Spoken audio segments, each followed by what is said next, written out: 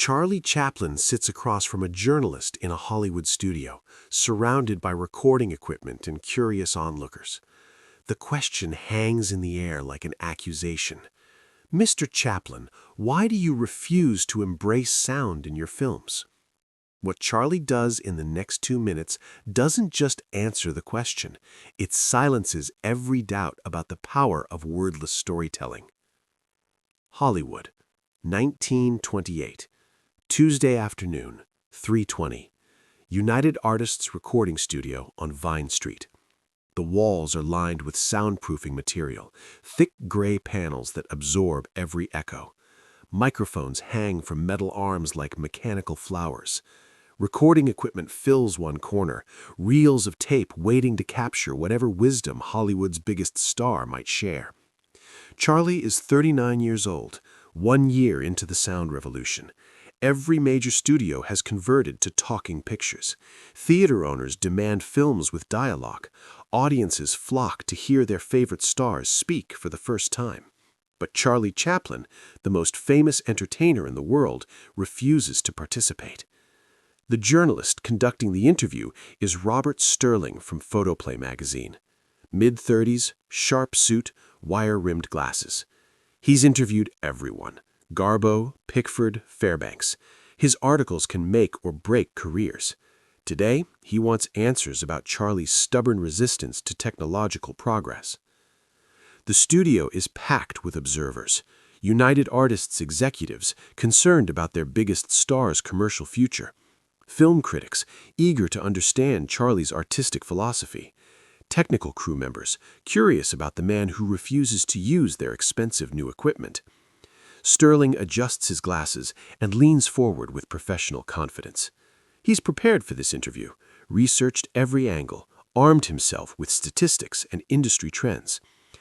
Mr. Chaplin, the jazz singer, proved that audiences want to hear their stars speak. Warner Brothers' stock has tripled since they embraced sound. Every major theater chain is installing audio equipment.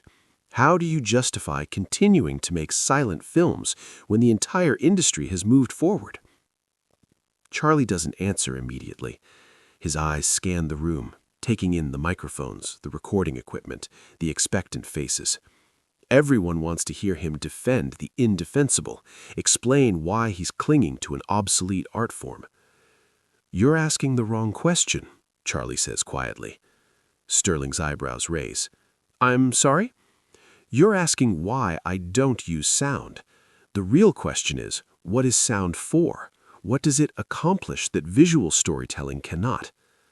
Sterling pulls out his notebook, scribbles quickly. This isn't the defensive response he expected. "Surely sound adds realism, emotional depth, sophisticated dialogue. Does it?" Charlie stands up from his chair, walks to the center of the studio. The observers watch, uncertain what's happening. "May I demonstrate something?" Sterling nods, curious despite himself. Charlie positions himself in the open space. No costume, no makeup, just a man in a simple suit. But something changes in his posture. His shoulders shift slightly. His walk becomes different, more hesitant, more hopeful. He begins to tell a story without words. Charlie encounters an invisible flower girl on the street. Everyone in the room sees her clearly, though she doesn't exist. He wants to buy flowers, but discovers his pockets are empty. The embarrassment floods his face, not performed embarrassment, but genuine human shame that anyone who's ever been poor recognizes instantly. He spots a discarded flower on the ground, wilted, forgotten, gently picks it up, brushes off the dirt, straightens the stem. In his hands, through his care, the worthless flower becomes precious again. He approaches the invisible girl with the dignity of a gentleman offering the finest roses. She accepts the flower, touches his hand briefly in thanks. In that moment, Charlie's entire being transforms. He's no longer poor, no longer small. He's a man capable of bringing joy to another person. The girl leaves. Charlie watches her go, returns to reality. Still poor, still alone, but changed by the brief connection. He straightens his jacket, tips his hat to no one in particular, and walks away with quiet pride intact. The entire performance lasts 90 seconds, no words, no music, no sound effects, just pure visual storytelling. The studio is completely silent when Charlie finishes, not polite silence, stunned silence. Everyone in the room experienced a complete narrative arc, beginning, middle, end, character development, emotional journey, universal themes of dignity, kindness, human connection. Sterling stares at his empty notepad. He forgot to take notes. He was too absorbed in the story. "Now," Charlie says, returning to his seat, "tell me what dialogue would have added to that story." Sterling opens his mouth, then closes it. What could words have added? Explanation? The story needed no explanation. Emotional expression? Every emotion was crystal clear. Character development? The man's entire nature was revealed through action. But surely in a feature-length film, the same principle applies. Every gesture must earn its place. Every moment must communicate something essential. When you have sound, you become lazy. You explain instead of showing. You tell instead of revealing. One of the United Artists executives who has been listening nervously speaks up. "Charlie, the audience wants to hear you speak. They're curious about your voice, your accent." Charlie's response is immediate. They're curious about Charlie Chaplin, but when they watch a film, they shouldn't be thinking about Charlie Chaplin. They should be thinking about the character, the story, the emotions being explored. The moment the tramp speaks with my voice, he becomes me instead of everyone. Sterling finally finds his voice again.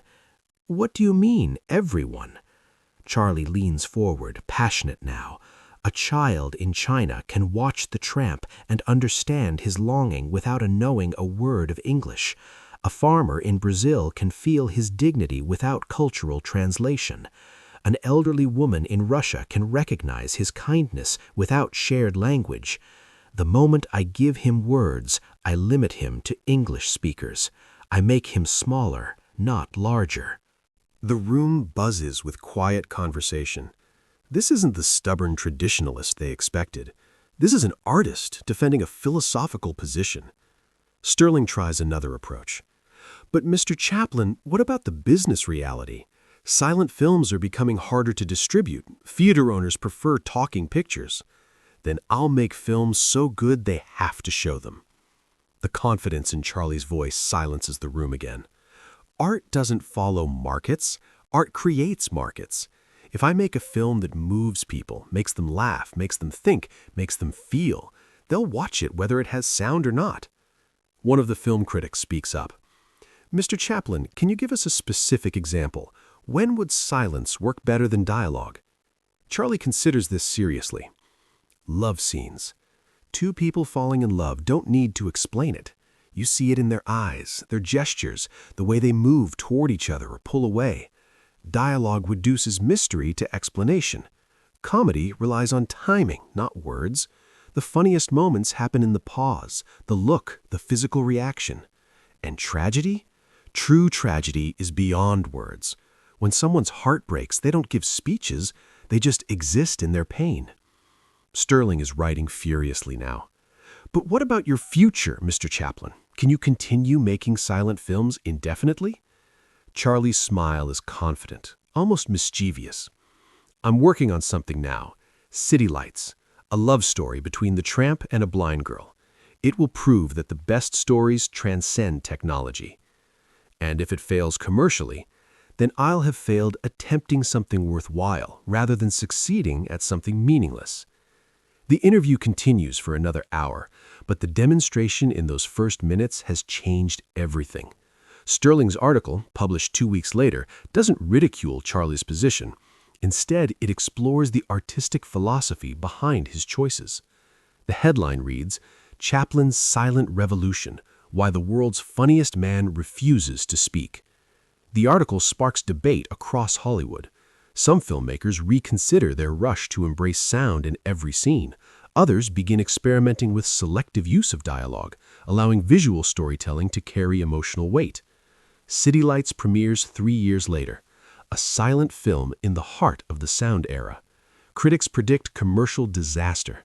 Instead, it becomes the highest-grossing film of Charlie's career. The final scene, where the blind girl, sight restored, recognizes her benefactor through touch, not voice, moves audiences to tears worldwide. In countries where English is unknown, the film plays just as successfully as in America. Charlie's prediction proves correct. Universal stories need no translation. Years later, film schools study that 1928 interview as a masterclass in artistic integrity. Not because Charlie refused to change, but because he understood what should never change: the power of pure visual storytelling. In 1972, Charlie receives an honorary Academy Award. Standing before an industry that has embraced every technological innovation, from sound to color to special effects, he reflects on his career.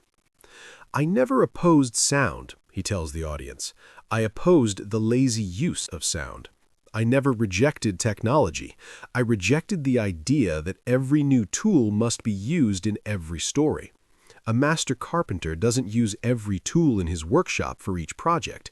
He chooses the tools that serve his vision."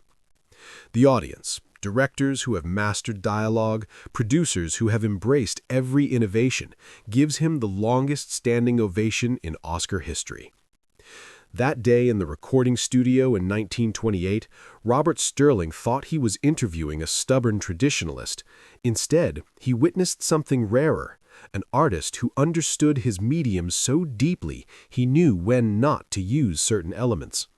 Charlie didn't refuse sound because he feared change. He refused sound because he understood that some stories speak louder in silence than they ever could with words.